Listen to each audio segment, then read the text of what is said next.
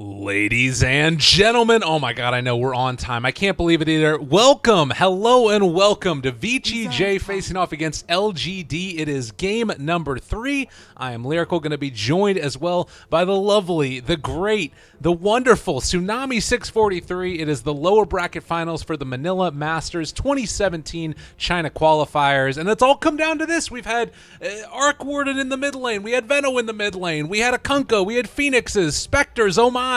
How you doing, man? What are you expecting out of this game? It's been toning down as each game goes. Will Game 3 be the most vanilla that we'll see yet? I doubt it, because this is LGD that we're talking about, and they definitely went back to their basics. Not necessarily meta basics, but maybe mid-Veno has been doing work, and you can see why if you watched Game 2. Yeah, it was quite strong. I mean, we talked about it earlier, but this is a hero that has that 30% experience gain, and then at level 20, he also gains 75 damage, so it's absurd. And then if you manage to make it to like the super late game, which we didn't even necessarily have to see, he still gets, I mean, they're going to first phase it, why not? We're doing it, we're going in. I warned them, but granted, LGD picked its second phase last time, so VG.J they were crossing their fingers and they're like, whoa, I hope they don't pick it first phase. And LGD is like, no, we're going to go ahead and do it. So this is the 4th game that maybe has played the Venomancer in the mid matchup in this patch. Now, the other interesting thing to note about that is that they really haven't played all that many games. They played a decent amount of them through DPL, but then once people started to catch on that this mid Veno was a thing, we're seeing LGD bring it back and show their stuff. And I'm not sure, how do you deal with this if you're VG.J? You have to build more early to mid game. Last time they got punished heavily for how late game oriented all of their heroes were going, and I think that again, like, someone should consider early pipe. More cloaks should be a thing. Maybe finish one to a glimmer cape. Maybe pick heroes that deal well with magic resistance. Maybe pick a Rubik, even though Rubik will most likely get, he's pretty vulnerable against most Venomancers that build so right-click heavy, because, like we saw, even a Magnus couldn't get away with Skewer from a Venomancer between Venomous Gale and Poison Sting, so they need to draft around this Venomancer, and I don't think that that's like a trap that LGD are setting, that like, oh, you're gonna build to counter my Veno, but joke's on you, it's actually a support Veno or something like that. I think it's worth spending the resources to make sure that maybe doesn't ball out of control. Yeah, and I think that maybe they're also looking back at what the match was that they went against where they lost with mid-Veno, because Freeze ran it in the game just prior to this. It was against, let's see, a Lina and Axe. I guess the big thing was that they just didn't get off to a good start in general with the mid-Veno, which I think harkens back to what VG.J need to do, which is give a strong mid to face off against him. And I don't know what that looks like exactly. Is it something where you can spam out the waves and make sure that you still at least get decent CS, or do you try and run like Timbersaw feels to me like a fairly strong laning hero, but he got destroyed. A strong laning hero, but not against that level of magic damage. What you need is someone that has sustain, which is why I thought that the Juggernaut should have gone mid, because Healing Ward would have forced Venomancer to get at least 1 point in Plague Wards, so that he could, snipe out the Healing Ward. But even then, like, Juggernaut can just back off for a little bit. If Blade Fury is not even used at that point, he can just back off, put up the Healing Ward, and then get some sustain. Timbersaw also doesn't go bottle, and a Venomancer who builds so poison, not Plague Ward heavy, means that he can't push out waves very easily. He's just entirely dependent on the right-click and the DOT, so he's usually not contesting runes. Neither of those things happen for the VG.J mid, and as a result, like, you can't expect reactive armor to be enough sustain. So someone who is more self-sufficient in the mid lane, and I know Timbersaw is typically like you just set it and forget it kind of hero, but not against that level of magic damage. 5 seconds. Well, and you know what we saw last time was LGD decided to ban out the Rubik themselves. This time they ban out the Tinker instead and take the Riki, and I'm wondering if they're thinking about taking the Riki or taking the Rubik themselves, since they have first pick in this second phase. It's something that they have run before in this patch. I don't know if it was with the Veno before, but I mean, with Magnus already in the pool, it feels like it could be pretty strong. Man, So one of the buffs that Pipe got a while ago is that it's not you can stack pipes like they're like on Mechanism, like you use it and then for like the next 45 seconds you can't be mech'd again. Pipe used to have that, but then it got changed in some recent patch, and part of me has always wanted to see Tinker Pipe. I don't really know if that's why they banned it out. I mean, Tinker's like a pretty good... Actually, even Tinker's not that great of a match against Venno. In fact, I think Venno wins that match, but regardless, we're not going to see it, but I would love to see it one day. Mm-hmm. Yeah, but well, they're taking for out this the specific mid matchup, yeah, they did take out the Phoenix, and they take out the Earth Spirit. So VG.J wants someone who can go mid and not have to be bothered, because Phoenix didn't spend too much time going around the mid lane. I think it was just that one kill attempt when everyone showed up mid. But Earth Spirit was rolling in every once in a while onto the Timbersaw, and that was irritating for him to deal with. And so they don't want to have to deal with a roaming presence. They want someone that they can put mid and feel confident about leaving them mid, because, like you said, that's the way that VG.J likes to play around Freeze. They just put him there, kind of semi-sacrifice him, and let him get whatever he can, and then recover afterwards in the mid game. But if you get too bad of an early game, you can't even recover. And LGD said, okay, you take out two strong mid roamers, we'll go for a third one with Tusk. And this hero, again, another one of those that's gotten buffed time and again. Very interesting stuff. I was looking up his... I was doing a little bit of research about some team. I think it was Wings, maybe, who was taking Tusk, and the average gold per minute was like 205 or something god-awful like that, but then average experience per minute was like 450. So that level 10 talent is quite strong for him, allowing him to get up those levels much more quickly than any other hero in the game at this point, because it's plus 35%. It's absurd. So they're going to have that going, as well as the Venomancer plus 30%, and also, as you mentioned, they go back for another roaming hero that can help to apply pressure onto whatever mid laner VG.J decide to go for. But it does give the Rubik to VG.J. Reserve time. It does, and it's not. Well, they go for a Warlock, but it's not the best. Like, the aura's great, but it's dependent on Rubik. Like, he has to hit level 9 typically, because I guess he will probably go for an early point in Nullfield this game. But again, that means that his kill potential will be a little bit lower, because he'll probably have to sacrifice a point in telekinesis. And they go for a Naga. All right. Well, this... I don't know how I feel about this. I believe that it is Freeze that plays the hero, if I'm not mistaken. They have not played Naga this patch, it looks like. Oh, no, they played him one game. It's very clear what LGD want to do. Fatal Bonds, Venno ulti, Tusk shenanigans, find kills. For VG.J, do you think split push with a Naga Siren works? Is that something that you can do very well this patch? Well, I mean, most people say that split push got buffed, which technically it did. The fact that towers have less passive armor and get buffed up by more hero units being around them, giving them more armor, then yes, technically split push got buffed. But we saw VG.J kind of doubling down on late game last time, and they got punished for it because the Venomancer turned on too early. And if it is in fact a Freeze mid Naga Siren, it's tough to say how good of a matchup that is, because I don't know if Mirror Image purges off Venomous Gale or not. But if it does, then it makes more sense. I'm still not saying it's a great counter pick, but it makes mid a little bit more manageable for VG.J. And plus, Naga Siren also has really high passive armor. You get something like Poor Man's Shield, then most of Venom's right click won't hurt, but the Poison Sting will hurt still. And Naga Siren will most likely go for a bottle, so she'll have some sustain. But again, it's not as self-sufficient as a mid as I was hoping VG.J would go for. So this is one thing to keep in mind. Last time, actually, in the game 3 that VG.J knocked out LGD, they ran an FY Naga Siren with a sniper in the mid for Freeze. And FY ended up with a Radiance, and like he went for the Octarine, ended up going like a Solar Crest and Guardian Greaves, and played a support Naga Siren. And they're going to take a Leshrac now, so I'm curious where they're going to be placing this. But this feels like it's all over the damn place. This series has been absurd. We've seen so many different heroes. All these teams are trying out 7.03.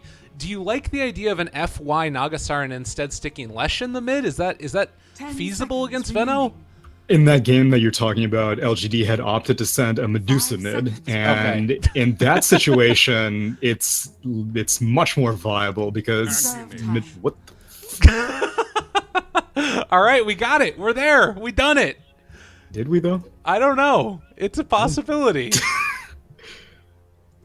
There are like 1,000 different new synergies that are like going through my head that I have never had to consider because no one picks these heroes.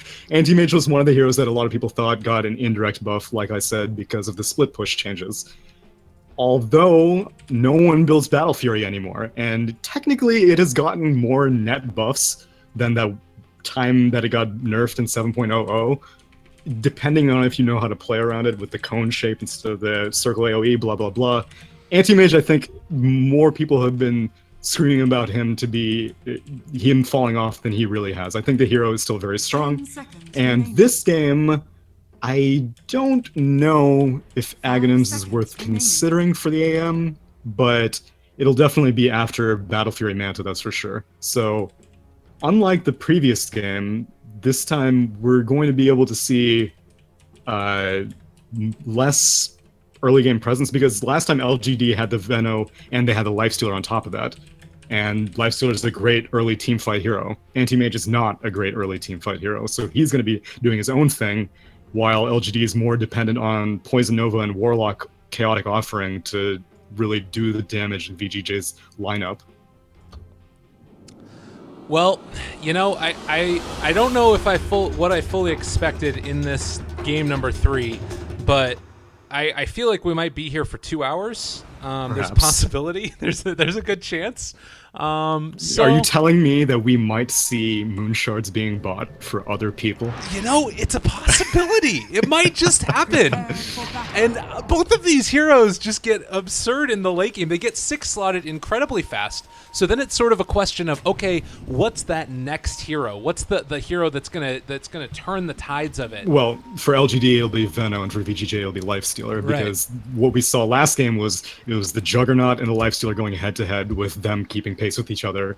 Now there is one more tier of carry added to that list, and so even probably, well, early game I think is actually, as paradoxical as it may seem, I think the early game is going to be more intense for both teams. There are going to be more gank attempts this game than we saw in the last game, because there are more vulnerable heroes. Naga is going to be more vulnerable mid than Timbersaw was, and Anti-Mage is going to be more vulnerable than the Lifestealer was. If anybody would love to translate this, I am very interested to hear what they're saying, because it sounds like they're having a good time. Maybe laughed? Maybe laughs. But he is a Venomancer robot. He exists just to poison people. God. Yeah, this is going to be a very interesting game. I think that both of the teams realize it has the potential to go the distance. But the big question is going to be, how did the laning stage work out? You got Fenrir on the Leshrac, and then it's going to be FY on the signature Rubik as well. So this is a hell of a lot of roaming potential if you do end up being able to combo together the Split Earth with the telekinesis. So we'll have to watch how this aggro tri-lane works. What do you mean if? This is FY and Fenrir we're talking about. Come on now. Fair enough. Yeah, it's going to be absurd. This is a wonderful one. So buckle in, everybody. I guess, is there a chance that this does just finish very quickly, like if one team snowballs the other? If anyone's going to snowball anyone, it's going to be LGD rolling over VG.J early on. I don't think VG.J has the potential to just face roll LGD within the first few minutes, as now bot lane telekinesis. They're on to Yao. They're stealing away a lot of mana from Fenrir, but the skewer back now on to Yao, taking a good bit of damage. Needs to get out of here. Is going to try and go for the Shadow Word, but first blood is drawn by, could it be anybody else, ROTK. Bot lane already making sweet music together, beautifully coordinated. That telekinesis in the Split Earth, and then RTK had all the time in the world to crawl up behind and skewer. Oh, nicely played. Actually, they would have liked to go for Ame, who did end up skilling Mana Break now. Maybe hadn't skilled it before that gank, but now he's kind of committed to it, and in this tri-lane situation, he's not going to hit level 2 for a while, so they could go again. Ideally, Warlock should just walk away and let Anti-Mage hit level 2, and they shouldn't soak up the CXP, but Tusk is here, so they're feeling pretty protected. It looks also like they missed the pull slightly, so they're going to have to head off and looks like get into position. They're not shrining. Oh, yeah, they're just going for a smoke, but I believe that might have been scouted briefly, at least them heading over that direction. We'll see if Venno responds to this, but maybe if he wasn't paying attention, will get caught out, and this should be an easy kill if he's in position. But no, you don't leave a tri-lane this early on unless if you're going for a gank and maybe rightfully steps back and even goes behind the tower to make sure that it can confirm it's safe. He doesn't have any plague wards, so he can't like put one on the high ground, but the rest of his supports in the bot lane, M99 is going to start investigating as well. Yeah. They see that the rune got picking up, and now they're heading on back. Top lane, we haven't talked a lot about it, but Centaur versus the Lifestealer. Is there any way that you see this lane favoring one heavily over the other, or what's your thoughts? If XZ was concerned that he wasn't going to get very much, he would have gone for an Iron Talon, which he's still sitting on like 550 gold. So thinking about whether he should go for boots to have more survival or more maneuverability around the Lifestealer, or whether he needs to go into the jungle. Right now, he hasn't decided yet. Okay. We'll keep our eyes on that, see what happens. That's an aggressive blink. Yeah, he went very deep with that. Does still have the Shadow Orb to keep him alive, and also no Tango going. But with the poor man's shield and the heals coming in from Orlock, this is a hard hero to take down. Yeah, RTK didn't have any mana for Shockwave or Skewer, so Ame either burned it off or recognized it and just went for the opening. And now he's back to full. Okay. Bottom lane, snowball forward onto Fenrir. They do have shards to follow if they want to throw it out, and FY is actually going to be blocked in here, and with Ame, they get the lift, trying to push him away. The stun now, and well, the Split Earth actually push Ame to the other side of the river there, but they won't be able to find any type of kill, just wasting mana, wasting time, and still Anti-Mage farming pretty well. You know, that works out for VG.J. They only now use their Shrine, and Yao's had to burn through quite a bit of mana healing up Ame, but again, like you said, Ame is farming pretty much uninhibited, so it's definitely a marked difference from the game one what we saw where Spectre was in a similarly aggressive tri-lane, but Lina was her support, and Lina does a mere fraction of what a Warlock can do at 3 minutes in. Yeah. Well, you also see that they are sort of splitting up now, heading around the map. It looks like Rubik was trying to get a little bit frisky there. We'll be able to secure a rune, and that does cause at least a little bit of trepidation for maybe, I'm sure. Although Naga's just completely headed off to the jungle, and I think that this is a pretty good decision. He's going to wait till he gets the bottle at the very least, but he can send out those illusions, and this does mean that maybe he's going to have a bit of a free time. And apologize for the overlay. It's going to have just been taken off 5 minutes ago, but you know what? It's fine, because the overlay doesn't look too terrible. Yeah, it's on for a long time. Sorry, folks. It's a vignette effect. It really gives the atmosphere for this game. Yeah, it's like, you know, when you watch a movie and there are curtains to the side of it in the movie theater. It's amazing. I'm sure that everybody loves it. I say, old maybe is farming up the lane uninhibited. Oh my god, what the hell was that voice? That was great. Apologize, folks. It's the classic silent announcer, right? Oh, okay, that's great. Well, it's great. That's the new HUD, everybody. We unveiled it early. Special for DAC. But yeah, for what it's worth, maybe is going farming uninhibited in the mid lane right now. And this is what the issue was last time. Timbersaw got zoned last time. This time Freeze is just like, I don't even have to deal with this. But M99 is wise to these shenanigans. Oh, he loves it. He's going to jump in here. Takes away the creeps as well. Why not? You'll love to see that one. And well, we'll see. Maybe is actually going to run an FY here. He has a snowball. They're going to be able to chase down and probably kill off FY. He's going to really need to play his way out of this one. Ah, the Gale. It's not going to be enough. That was really close. The ticks. Nice fun. Yeah. Well played there. Could have been very scary, but wasn't able to quite find it. Now, down here in the bottom, ROTK still not able to apply a ton of pressure onto Ame. He's having himself a nice old time. This is a difficult lane for Magnus because he wants to be able to farm with Shockwave because he can't farm with Empower. Unlike most situations, he was able to pull this, which is actually pretty important. And he's getting his levels. Not quite as much as what the Centaur's gotten. Centaur is level 5.5, whereas ROTK is level, well, about to hit level 5. So it's probably easier as we see the Centaur transition into the jungle to get farm, whereas ROTK is just getting mana burned left and right. Yeah. That's so frustrating to deal with.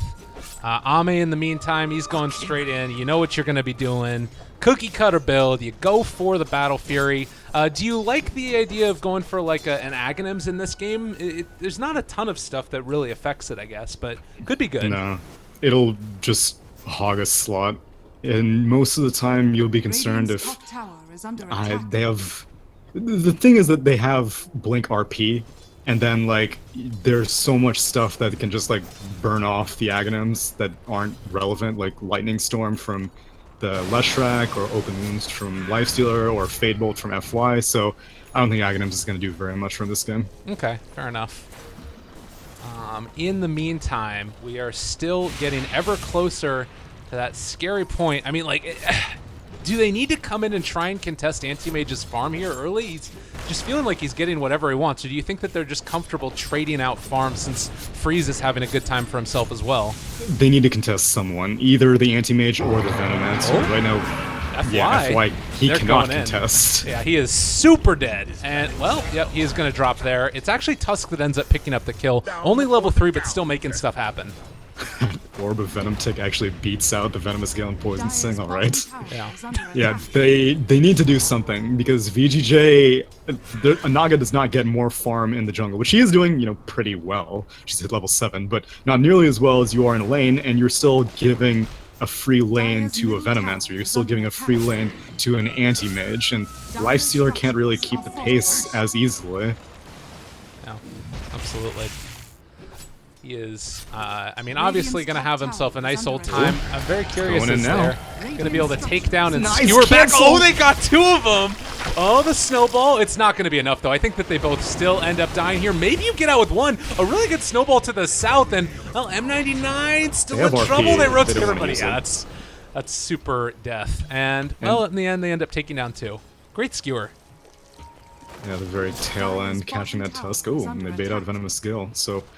Maybe was feeling pretty confident, didn't want to have to join into that fight, just wanted to keep on farming, and, well, you can see why, because he's, right now, doing pretty well. He's actually not topping any CS, but he's 3rd place right now. Still ahead of the Magnus and ahead of the Naga Siren, who, like I said, just relegated herself to the jungle. Yeah.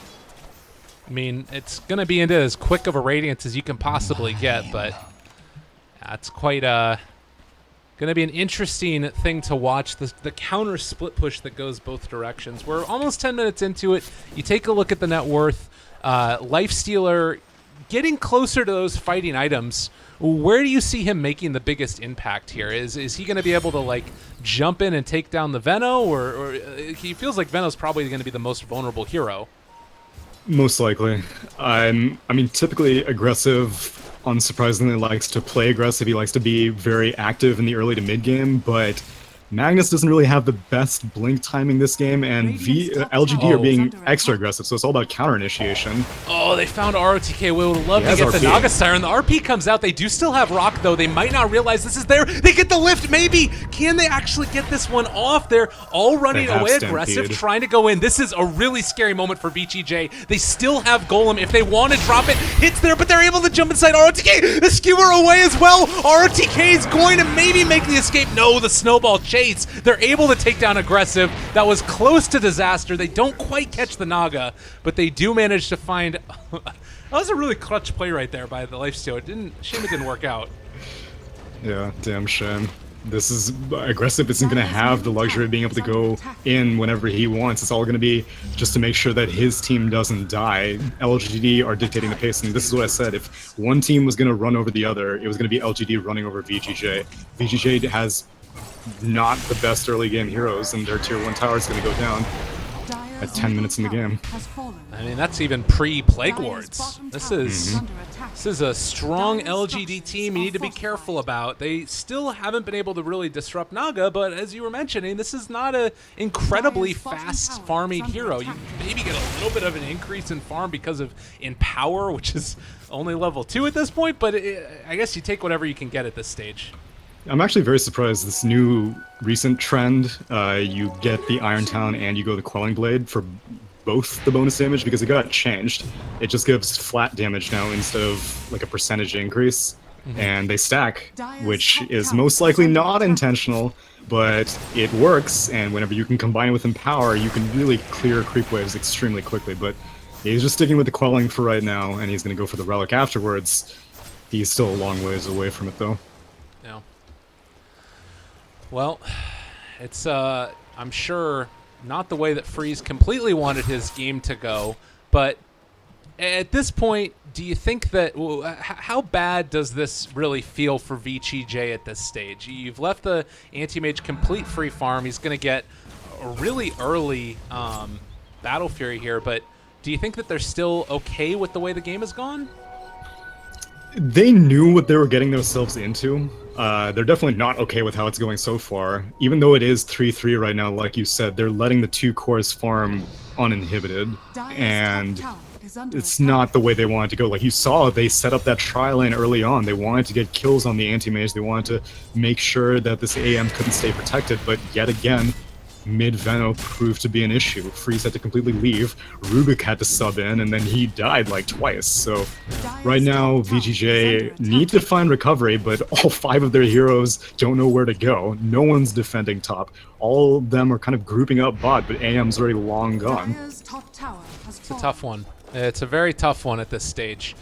Plus side, we're getting closer to that Blink Dagger on Magnus. Fenrir as well. I mean, he's gotten kind of, it's really not been the greatest levels for him either. It's been kind of a tough game. 2,000 net worth and experience lead. They really need something, and it just doesn't feel like they have any great way to start the fight. And as the game goes on, no way to deal with this anti-mage.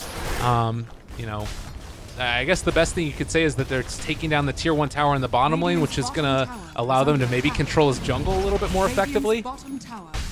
Perhaps, especially because they're continuing to move down. Fenrir actually does not have any wards, so they'll only be able to control the jungle a little bit, but I don't think they win a push race. Veno doesn't have Plague Wards yet, and they don't want to commit because they don't really know if Magnus has his Blink Dagger or not, which he doesn't, but he is about 100 gold away. One plus side of this, you do have FY who has Blink stolen, and you know he can keep on taking that one. The Fade Bolt's going to be good for deep pushing. They have a lot of heroes that spam out the wave, which is going to make it more difficult for them to take these towers. But in any engagement 5-on-5, it just feels as if LGD is so far in the advantage. Yeah, and LGD want to do something with this advantage. They wouldn't be continuing to dedicate all the heroes in this area unless they want to start a fight, but VG.J are making it very difficult for them to start a fight. XZ is looping around, wants to find Rubik, and FY is sweating bullets right now, but he has a blink if he needs it. Ideally, he wants to bait out something like a Stampede, but... Look at this guy, cool as a cucumber. He throws out another Fable, gonna jump away. XZ stuck in the trees. All right, that's the way this needs to go. And then they use the glyph. Look at how long they've been staying up here just trying to take down this tower. And Ame gets to half HP. He's trying to siege this tower single-handed. They end up trading out towers because FY just keeps on being a pest up here. And Stolen Blink, it ain't no joke. He may be able to actually go on M99 here. Oh my god, if they could find this kill, this would be so great. They're going to end up getting a Gale off, and now he's going to have to blink away. Yeah, that's going to be the long and the short of it. But still, you're pressuring all these towers out. You're taking down mid a little bit as well, and they've been spending all this time up to the tier 2 top. Nothing has really been done of it, while Freeze continues to farm.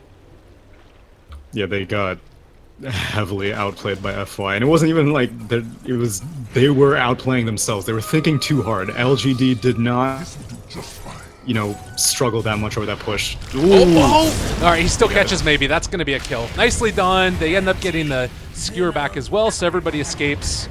But finding these pickoffs, so important. It does mean that like RP is down now. There's the lift up. M99 in trouble. They drop the rock from the high ground. Snowball turning, finding the kill. It is going to be enough. So they end up taking the Lifestealer in turn for the Veno, and they still lose the tier 1 tower.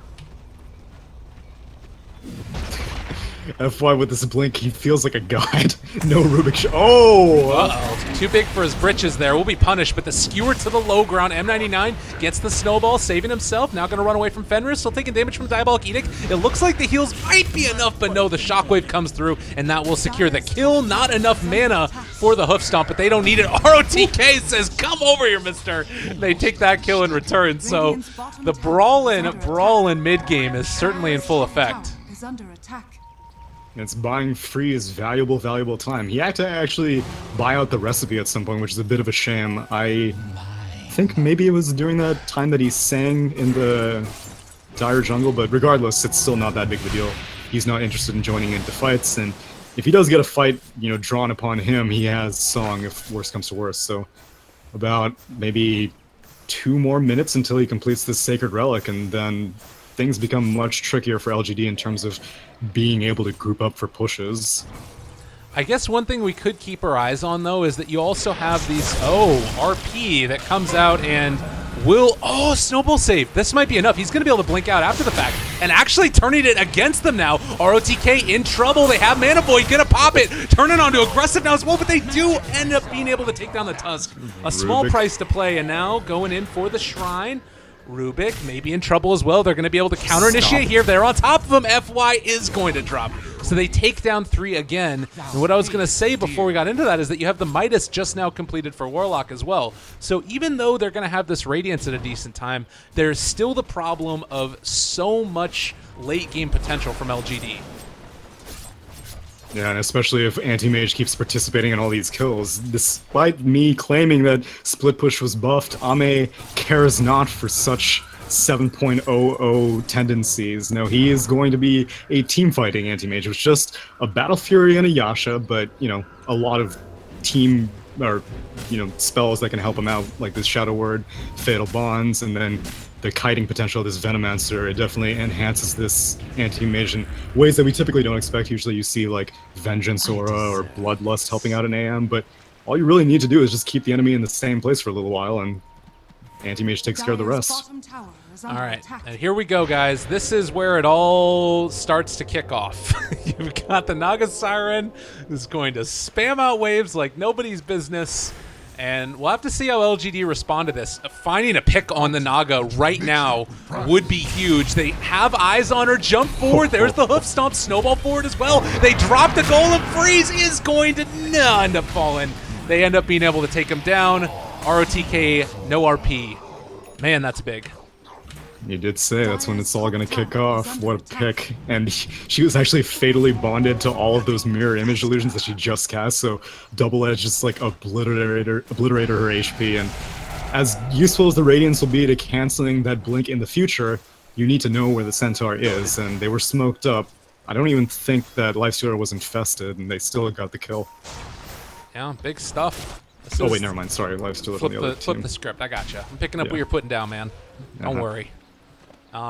So sort of thinking about the next couple of minutes here, it is definitely feeling like VG.J are under fire, constantly under pressure. They're almost 8,000 experience behind VG.J, or rather behind LGD.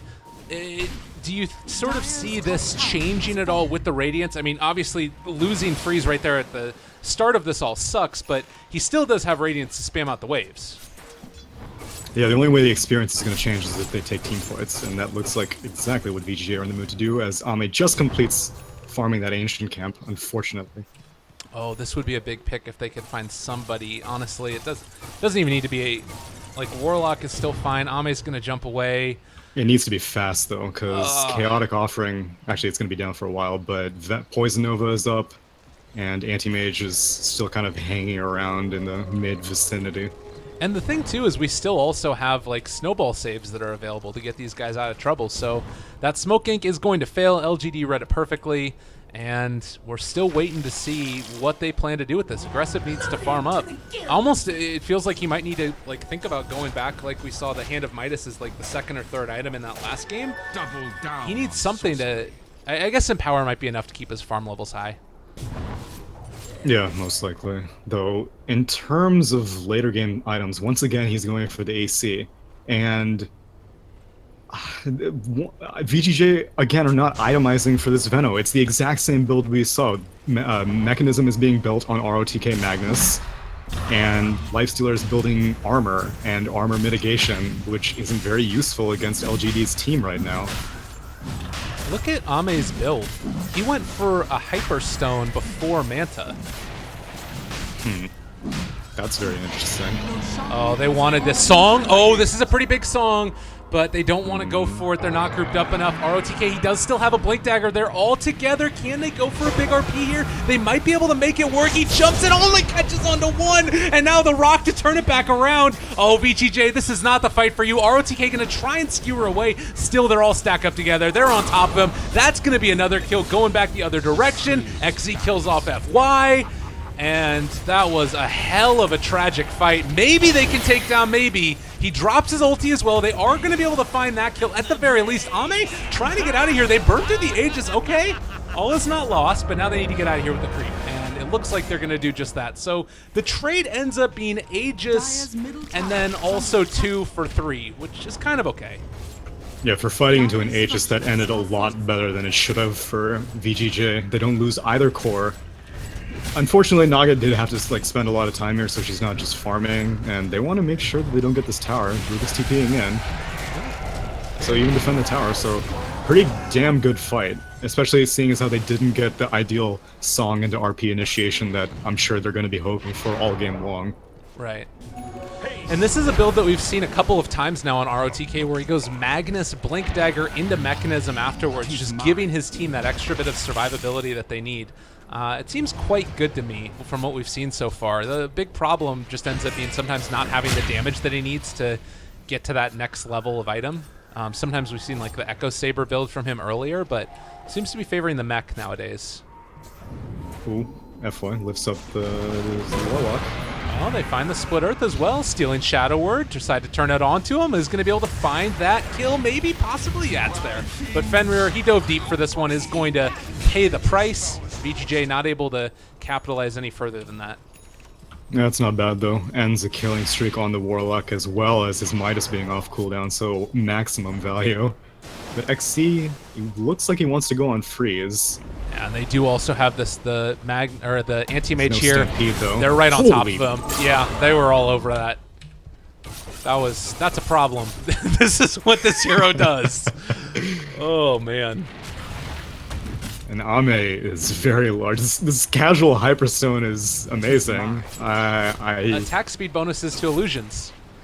Yeah, I mean, but then like, why get it before the Manta though? That's fair. I mean, I'm a big fan of Hyperstone, don't get me wrong, and Yeah. what he builds it into, I'm also curious about, because typically you don't see AC or Mjolnir on an anti-mage, and a Moon Shard this early, well, I mean, sure, like you said, attack speed on illusion, so why not? We'll see. Yeah. Well, in the meantime, we've seen Venno go back for a different build than we saw before. He went Dragonlance now into BKB. So opting to try and go for more of a fighting now, trying to, I guess, end the game type of build. Is that what you're seeing out of this? Part of this, I think, is because he wants to punish Naga's sleep. Oh, if geez. he's the one awake, then he can make sure that Magnus can't easily get a good setup, and they have to focus the Venno quite a bit while taking a ton of his poison damage. So at this point, I think he's going to be like a siege cannon whenever team fights break out. Oh, XZ, he's the first one there, gets the hoof stomp off. They're going to go in, RP onto 2. This might be the start of something beautiful. Can they finish it off? It doesn't quite look like it. Skewer now onto XZ. They've already lost the Leshrac, though, when the mechanism comes out. Perhaps a bit too late. Now Ame is here. This is going to be tragic. They take down Aggressive in just a second, maybe. Yes, he is going to go down. The Naga Siren sleep is there, but all of the teammates of Freeze are gone. He's turning off his Radiance, trying to get out. Are they going to find him? It doesn't look like it. Oh, he does end up getting out. Ooh, that was close. I like how he's saying, and then in the midst of all the enemy team sleeping, 2 of his teammates fell to their deaths because of all this Venno damage. Venno, Yeah. well, I mean, I'm not sure if Naga was holding on to the sleep, waiting for the Venno BKB to time out, or she just wasn't in position for the sleep. Whatever the case, the sleep came, and it was too little too late, and everyone died on her team except for herself. And this lineup just feels like it's working to perfection, and Ame is going to hit such a more potent timing than we see out of this Naga Siren. Freeze has to just play his little heart out here to try and keep the game anywhere close to salvageable. I guess that now you have them pushing down these towers and they have backdoor protection and such, so I don't know, maybe it's going to end up working out, but it feels like any time they find Freeze, he's just dead. Yeah, I mean, hell, Ame is hitting his timings, but maybe he's also out farming the Naga Siren right now, and this is not a Venomancer with like any farming items whatsoever. They do have, Actually, even the tower gold is pretty comparable. Both teams have similar amounts of towers, so really, this just goes down to show how important the mid lane phase was for this Venomancer. He doesn't have anything boosting his GPM, but he's still keeping pace, outpacing, in fact, the Naga. No.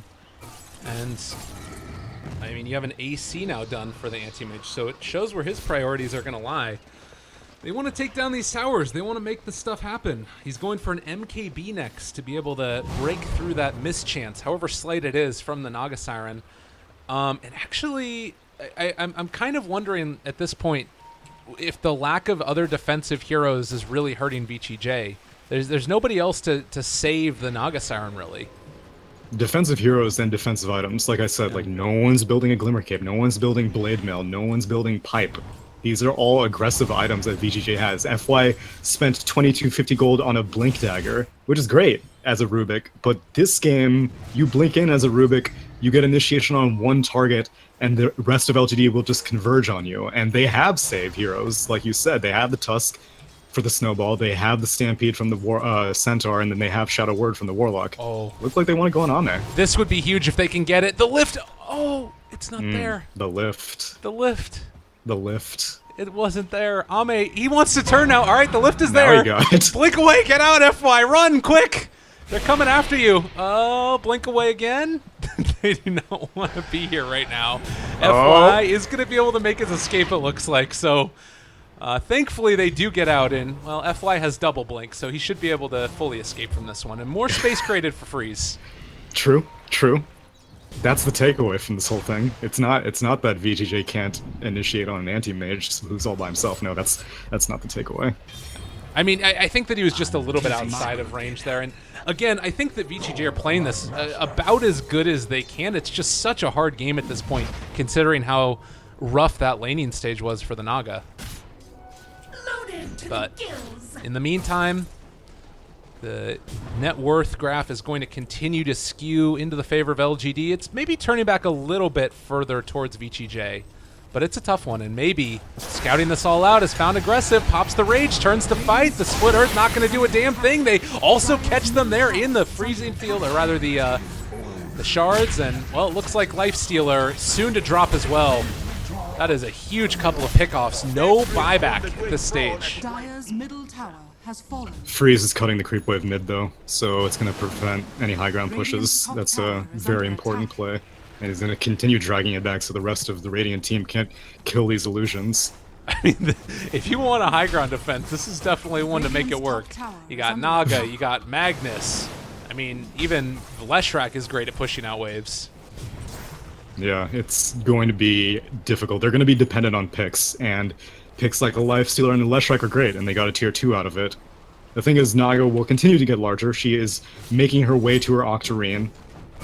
Went for the BOTs after the Radiance, and then hasn't gone for the Manta yet, but that will almost be certainly the next item after Octarine is completed. And then, while LGD are great at pickoffs, they're not the best at being able to chase down and kill these Naga illusions, especially... Oh, she doesn't get the move speed tell until 25, but yeah, they're not the best at just like immediately getting rid of them. And it's possible that Venomancer may look for... Oh, punched. What? FY gets out. Oh, nice little blink away. And this is one of the nice parts about playing Rubik this game, is you do get that at least. Although he is going to steal Plague Wards now, and that's a pretty sick little pickup. Unlucky find. Yeah, oh man, oh man. That is a scary moment. Adds more to the base defense, and this time Naga not really in position to cut the wave. Roche is going to be down for another minute, and it looks like LGD are just going to wait out the Roche. They have no incentive to go before the Roche is up. They can just farm up in the meantime. So let's talk a little bit about Naga Siren. When is the... Because we've all seen it before, where Naga just becomes completely and totally out of control, and she's surpassed maybe now. Certainly not an unstoppable force by any stretch of the imagination, but when does that point start to come apart as FY just ends up dying in the mid lane? Is it like Octarine Manta, or do you need that next item above that before you can really start thinking about her being completely a menace in this game? Octarine Manta makes her a menace in the respect that LGD will almost certainly not be able to push out any wave. Okay. So for that much, it's going to be difficult to siege high ground. She is still killable, definitely, until maybe Well, after Octarine Manta, I don't know what you would go for specifically this game. Maybe Heart, because you already have MKB on the anti-mage, or going to be. Oh wait, he went back for the Basher instead. So maybe he does go but Butterfly. He'll get MKB eventually, but again, like, if only the anti-mage can right-click down the illusions, I do think that Butterfly is probably the right call, so maybe after Butterfly, then she'll feel pretty comfortable in joining into team fights, or rather, VG.J will be comfortable starting team fights than having Naga join in, as opposed to just split pushing mindlessly. And I love these wards that have been placed down as well. You take a look at these mid, they're constantly having eyes on the areas where the split push would need to go to. And, well, now you have a creep wave that's being pulled out of here by the Naga Siren in mid lane. They can't really push in. You have one lone catapult that's going to drop. And Freeze will continue to make space throughout this game. This is so ballsy, though, because, like, you see all these illusions originating from the south side of the map, and that's the one place that you don't have vision. And it's also the one place that Freeze doesn't have vision. They're right now trying to ambush FY the Space Creator. God, I'm going to have trouble with this one keeping up throughout the whole course of this game, but I'm sure it will be fine. All you need to know is he's getting Shoryukened, like, every minute and a half. I mean, they are burning through these, to be fair. They keep pinging this Naga illusion mid, and they're like, nope, can't do it, guys. It's gonna time out, though. They've got a creep wave now, yeah, and this is also maybe with the DD, and he has that level 20 talent, so a ton of damage is going to start to be dealt to this tower, and oh, with the pipe, they're keeping them all alive. Ame is there, aggressive, is turned upon now. He's going to get stunned up. ROTK, he does have RP available. Does he want to go in for this, though? He doesn't have his Blink Dagger off cooldown as of it. He can force staff into it if he wants, but it's such a hard initiation. Yeah, and Ame has Aegis, so really, you have to spend so much. All right, RP, skewer back maybe. Oh, Nice. the snowball save! Tusk making the plays, but they still might be able to make this happen now. Split Earth comes out, connects onto 3. They drop the Warlock ulti as well, though. There's going to be so much damage onto VG.J. The Fatal Bonds is doing too much, and Freeze just trying to TP back home. You're already in your home, though. How much further can you go? This is going to be at least 2 lanes of barracks. Most likely RP is down, and VG.J with no answer. I need something aggressive. He's gone upon again. They've got him controlled. What was punch? They evaporate the life stealer. VG.J might just be knocked out of this, and GG ends up getting called. They are eliminated from the Manila Masters qualifiers, and LGD will be facing IG tomorrow for that final spot out of these qualifiers. Tsunami, tell me what you're thinking. I'll tell you exactly what I thought the last game. I think you have to respect ban maybe Venomancer. And like, they tried 2 different strategies. They tried a heavy sustain mid with Timbersaw last game.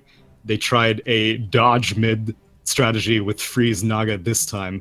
Neither worked. And I'm not saying that maybe it was like the be-all end-all. All of LGD played extremely well the whole series long. But the fact that one lane was basically canceled out completely for VG.J, and most likely has been canceled out every single time maybe plays this mid-Veno, I think you need to start paying attention to it.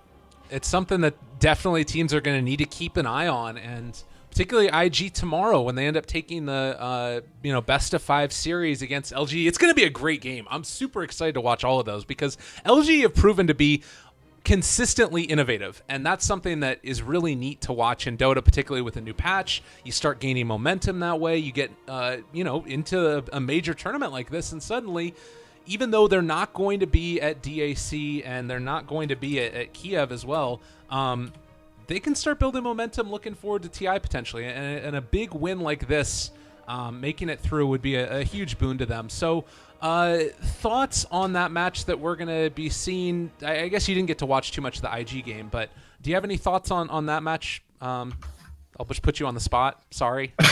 Well, I do know that IG were successfully, they qualified through to Kiev along with their sister team. And there were basically all the same killer teams that you see here, aside from VG.J, but still, it's formidable forces. And still, the whole way, LGD made it through the lower bracket. They got kicked down to lower bracket the very first round, and then proceeded to whoop everyone on the way up to this grand finals. So, based solely off of that bracket momentum, I think that LGD are in really good shape, especially if they can continue to rely on this maybe Venomancer. All right, wonderful.